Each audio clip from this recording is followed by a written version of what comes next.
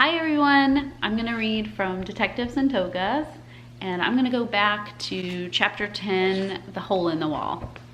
As Livia and the boys came back to the hall, Rhombus, a handsome young man, came joyfully toward them with the words, "I bring good news, mistress." "Tell me," Livia asked eagerly, and it was evident from her expression that she was thinking of Rufus. "Our master has won a great victory," Rhombus reported. The latest edition of the newspaper was hung out just as I was crossing the forum. "Our master has defeated the rebellious Gauls, and there is great rejoicing in the city." The boys were delighted, and the slave girls crowded around Livia, congratulating her. "Now everything will be well, mistress," one of them said. "Rufus will be released immediately," Mucius said happily. "Rufus? Released?" Rhombus asked. In the excitement, no one had told him about Rufus's arrest. "I fear not," Livia said to Mucius, and he realized that she would rather have had news about Rufus than about her husband's victory. She started to say something more, then reconsidered and sent the slave girls out. Rhombus alone was permitted to remain. She sat down, beckoned the boys to gather around her, and said in a low voice, "The emperor is jealous of my husband, who is adored by his troops. You know that the emperor insists on being worshipped as a god, and he will not stand for any rival gods. The prefect of the city is ambitious and is now more likely than ever to mete out harsh punishment to Rufus as a way of pleasing the emperor." The boys nodded intelligently. It was an honor to be told such political secrets, but there was a certain amount of risk in it too. It was extremely dangerous to make any slighting remarks about the emperor.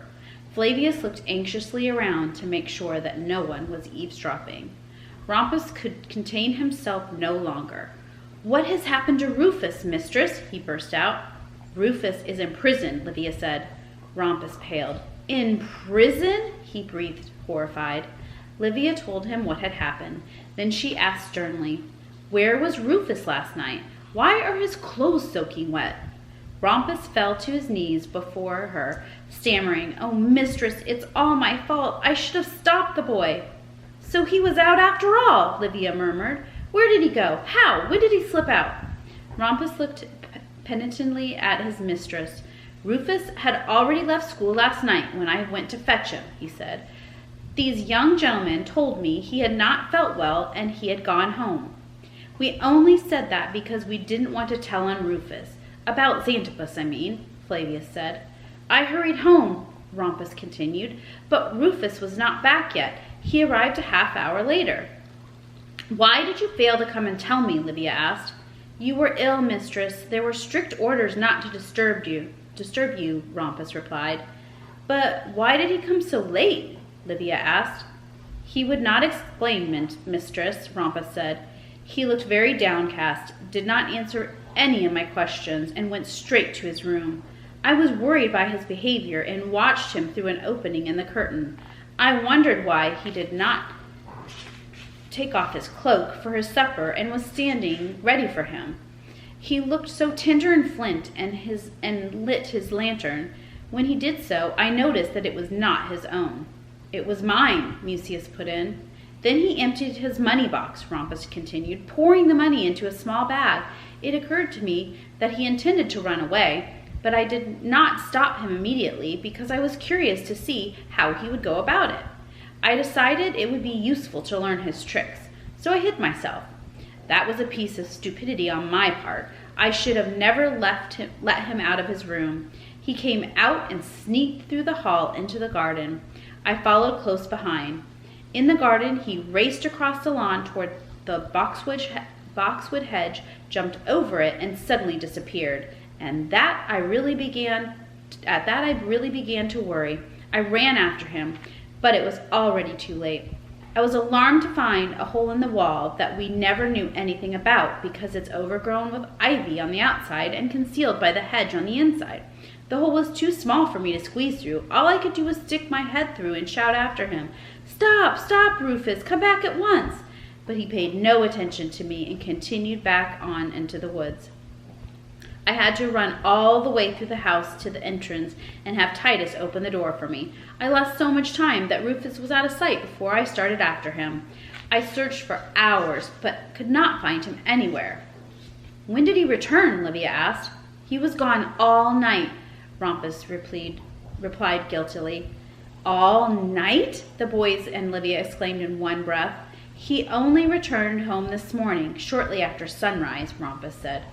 Where had he been? Livia asked anxiously. He refused to tell me, Rhombus replied. He looked utterly worn out and was no longer wearing his cloak and had not brought back his money or the lantern. What worried me most of all was that he was soaked to the skin. I insisted on his telling me where he had been, but he refused to even speak.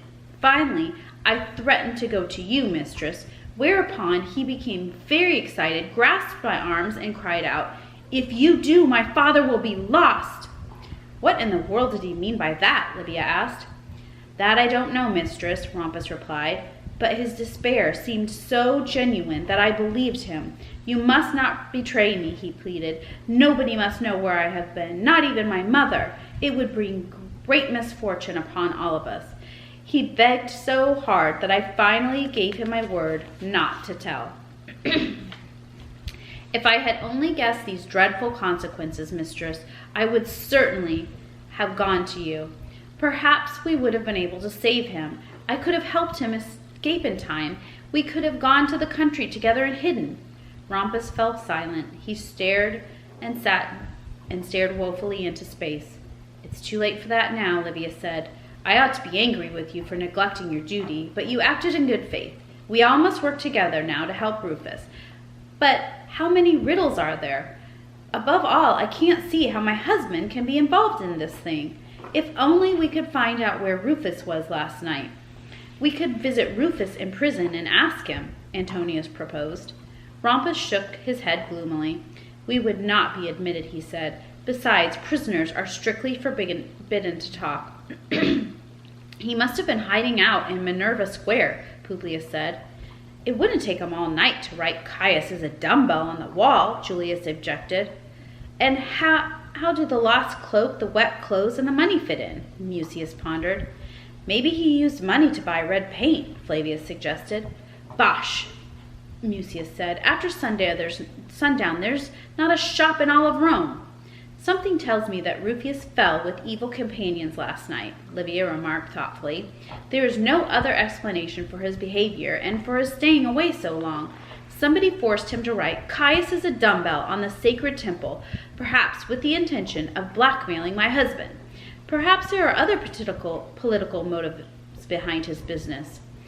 If we had some proof that Rufus was forced to do it, the prefect would have to release him.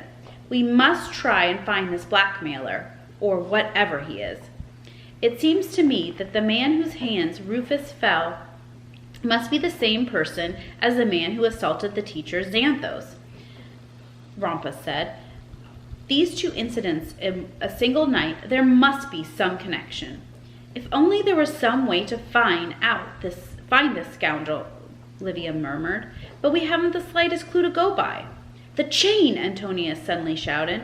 What chain? Mucius asked. The chain you have in your pocket. It belongs to the burglar, doesn't it?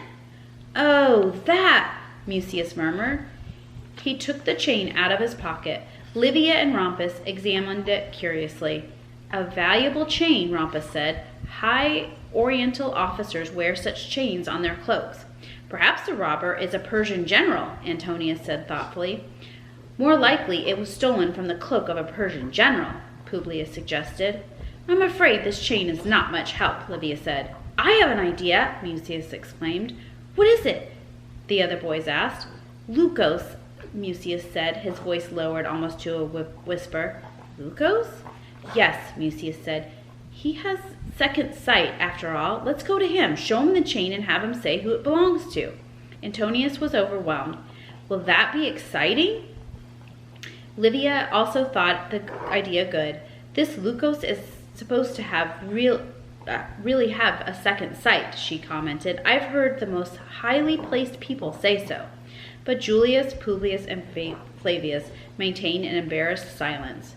Are you scared of him? Mucius challenged. Go on, Publius mumbled. Why should I be scared? Julius said, scratching himself behind the ear. I'm not scared either, Flavius hastily put in. And that's the end of that chapter, and I will read another one tomorrow, chapter 11, Snakes. I'll see you soon. Bye.